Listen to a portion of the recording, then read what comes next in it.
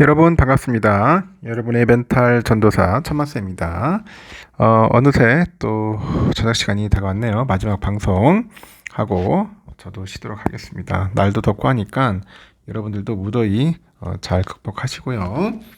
빨리 진짜 무더운 여름이 갔으면 좋겠는데 9월도 더울 것 같아. 9월도 엄청 더울 것 같습니다. 비가 좀 온다는 소식도 있는데 저 소나기라도 좀 내렸으면 좋겠네요.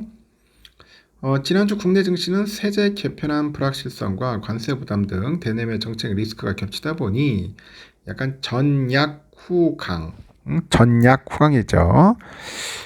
전약 후강의 그런 흐름 속에 하락을 했습니다. 전약, 약하고 앞에는 나중에는 강해지는 그런 모습. 주도주로 떠오른 조방원, 조선 방산 원자력 업종이 좀 일제히 조정을 받았죠. 코스피가 한때 3,100선 밑으로 내려앉기도 했는데 또 주 후반 들어서 기관이 저가 매수 들어옵니다. 유입되면서 지수가 3,160선까지 회복을 했지만 뚜렷한 상승에 대한 모멘텀은 없더라. 모멘텀은 좀 부재한 것 같다. 그렇게 봅니다. 한국그래스에 따르면 지난주 코스피는 전주 대비 56.93포인트 하락해서 3,168.73 마감을 했고 유가증권 시장에서 기관애들이 1조 1,943억 원 규모를 순매수했는데 개인들은 7,133억, 외국인들 9,863억을 순매도를 했죠. 이번 주는 한국은행의 통화정책회의와 한미정상회담, 2차 상법 개정안, 미국 엔비디아 이렇게 실적 발표 등 굵직한 대내외 이벤트가 예정이 되어 있습니다. 증권가는 이들 이벤트 결과가 증시의 흐름을 좌우할 핵심 변수로 작용할 수 있다. 그렇게 보고 있는 거죠. 그래서 가장 큰 주목을 받는 이벤트가 뭐냐? 이거는 이재명 대통령의 방미 일정 중에 열리는 한미 정상회담입니다. 25일 이 대통령은 도널드 트럼프 미국 대통령과의 회담에서 관세 협상의 후속 논의와 함께 마스가 프로젝트하고 원전하고 LNG 이런 프로젝트 등 산업 협력에 대한 내용이 좀 논의될 것이다 이렇게 기대를 하는 것 같아요. 그래서 한미양국은 3,500억 달러 규모의 대미 투자 펀드에 합의를 했는데 트럼프 대통령이 구체적인 투자 프레임워크를 요구할 가능성이 이제 크다는 거죠. 투자 계획이나 분야별 세부 조건 등 이런 것들이 관건이 될 수 있다 이렇게 이제 설명을 하네요. 아울러서 특히 미국이 필요한 1,500억 달러 규모의 조선 협력 펀드하고 이 마스크 프로젝트에 대한 논의가 좀 나와요. 국내 조선업종의 유지, 보수, 정비하고 군함 사업 기대감이 이제 부각이 될 수 있다고 이제 보는 거죠. 오는 25일 국회 본회의에는 2차 상법 개정안이 붙여질 예정인데 특히 대주주 양도소득세 기준 완화 여부 등 세제 정책에 대한 관심도 이제 집중이 됩니다. 증권계에서는 정책 불확실성이 해소될 경우 주식시장의 재차 모멘텀으로 작용할 수 있다는 전망이 있죠. 정부의 대주주 양도세도 조만간 발표될 가능성이 있는데 정책 불확실성이 해소된 이후에는 정책 모멘텀이 회복될 수 있을 거라고 보는 것 같습니다. 엔비디아 2분기 실적 발표도 국내 증시의 향방을 결정짓는 핵심 일정으로 꼽혀요. 최근에 AI 버블 논란으로 기술주 전반에 대한 기대감이 좀 약화된 상황인데 엔비디아의 실적과 향후 가이던스는 시장의 신뢰를 다시 회복할 수 있는 분수령이 될 수 있다고 합니다. 최근에 AI 버블 논란으로 기술주 기대감이 좀 약화됐어요. 그런데 28일 날 엔비디아 실적 발표가 있어요. 이 가이던스를 통해서 성장 모멘텀에 대한 신뢰를 재확인할 수 있을 거라고 보죠. 그래서 중국 수출 재개 영향 또한 기대 포인트라고 봅니다.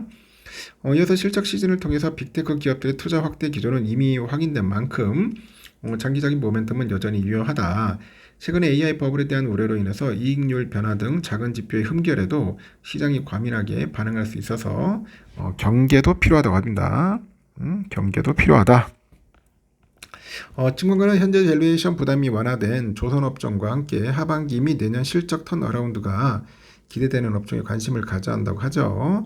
하반기 실적에 대한 하향 압력이 존재하는 만큼 단기간 내 지수가 직전 고점을 상회할 가능성은 제한적인데 8월에서 9월 정도 이익 전망치 변화에 대한 시장의 민감도가 낮아지는 시기로 이 매크로 변수에 따라서 업종별 순환매 장세가 이어질 거라고 하는 거죠.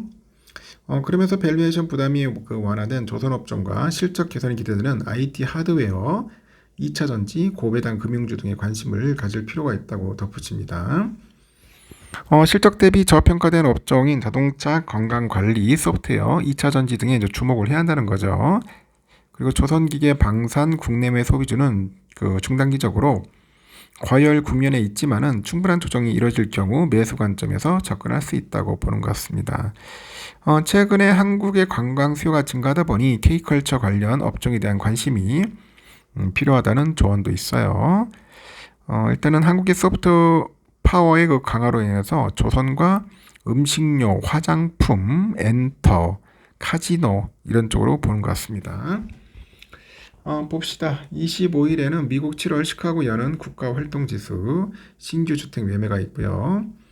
26일 미국 7월 내구재 신규 수주가 있고, 그리고 컨퍼런스 보드 소비자 심리지수가 있네요.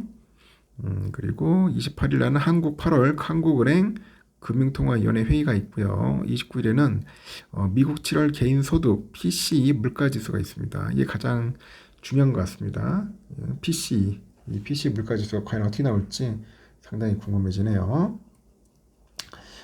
아시다시피 금요일날은 소폭 올랐는데 이제 내일이 중요하겠죠. 내일도 좀 급등을 해야 돼. 급등 한번 슈팅. 왜 슈팅을 해야 하냐? 지금 미국장 많이 올랐거든요. 다우지수 1.89%, 나스닥 1.88, S&P 1.52% 올랐는데 초급등 한번 해줘야 돼. 쫙 올라줘야죠. 영국은 0.13, 프랑스 0.4, 독일은 0.29% 올랐습니다. 그리고 필라델피아 반도체도 2.7% 올랐습니다. 한때 5,900까지 찍긴 했었는데 좀 밀려가지고 아쉬웠죠? 빨리 좀 회복해서 다시 5,800 넘고 5,900까지 갔으면 좋겠고, 환율은 보니까 1,385.2원, 달러 일본엔 146.96엔, 유가는 63.66달러, 중국, 일본 엔화는 942.67, 유로화 1622.97, 중국 엔화 193.17이네요. 휘발유 1661.9, 국제금값 3,418.5달러, 국내는 15만 361.89원입니다. 미국 국제 10년물은 4.256이네요. 4.256 좀 많이 빠졌어요. 금리를 인하할 것 같으니까 금리 쭉쭉 빠지네. 선물은 보니까 다우가 1.92, S&P 1.53, 나스닥은 1.59, 러셀은 3.86% 이렇게 오릅니다. 그리고 삼성전은 71,400원으로 마무리됐죠. 내일은 좀 오르지 않을까? 저는 그렇게 보고 있습니다. 한 72,000원 정도는 뚫어주지 않을까? 한번 예상을 하고, 그렇게 해서 아주 폭등까지는 아닌 것 같지만, 그래도 슈팅을 할 것 같다. 우선주도 저도 한 59,000원까지는 충분히 가지 않을까 생각합니다. 하여튼 변동성은 상당히 있을 거예요. 그 점 참고하시기 바랍니다. 여기까지 하겠습니다. 편안한 밤 보내십시오.